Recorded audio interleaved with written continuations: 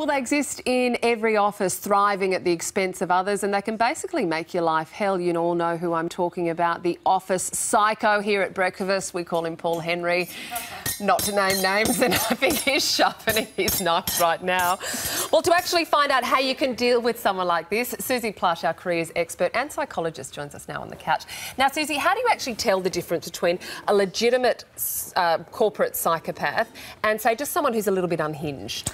I guess the main thing to think about with someone who's a psychopath is they tend to be very manipulative. So they tend to lie a lot, they like to discredit you behind your back, spread rumours. So there's a lot of manipulation, a lot of lying. They don't tend to be able to feel emotions such as empathy, remorse and guilt.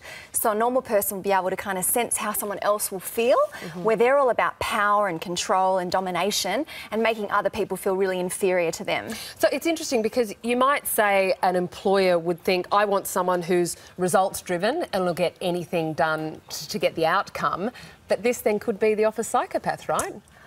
Well, I guess with the office psychopath, you don't often see a lot of productivity. They spend a lot of time playing games and trying to really kind of manipulate, get that power, make other people kind of feel really insecure.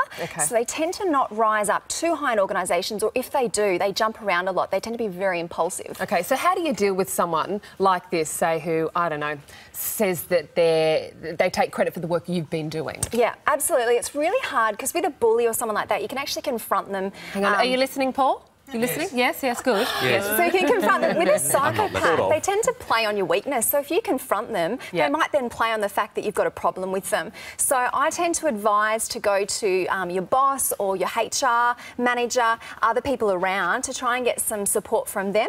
Other people may be experiencing the same things that you are with that person. If you can get kind of a bit of a record of what they're doing, then you've got more room to kind of make a change in the workplace. Okay, we're having a bit of fun with it today, but it is in fact quite a serious side and it can be quite destabilising for a business. Absolutely. It can cause people to feel really anxious and really stressed because there's so much manipulation and game playing going on. So it can be really hard if you're working with someone who does have those tendencies. What are some of the more ridiculous concrete examples that you've seen of in the workplace? With psychopaths? Yeah. Yeah, so often like they might lie about their qualifications or their background or experience to get in the door of an organisation.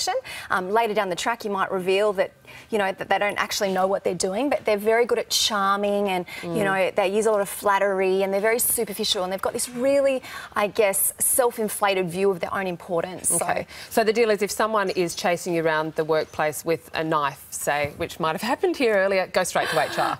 Absolutely. Yeah. Okay. I'd call the police. Okay. Thank you very much.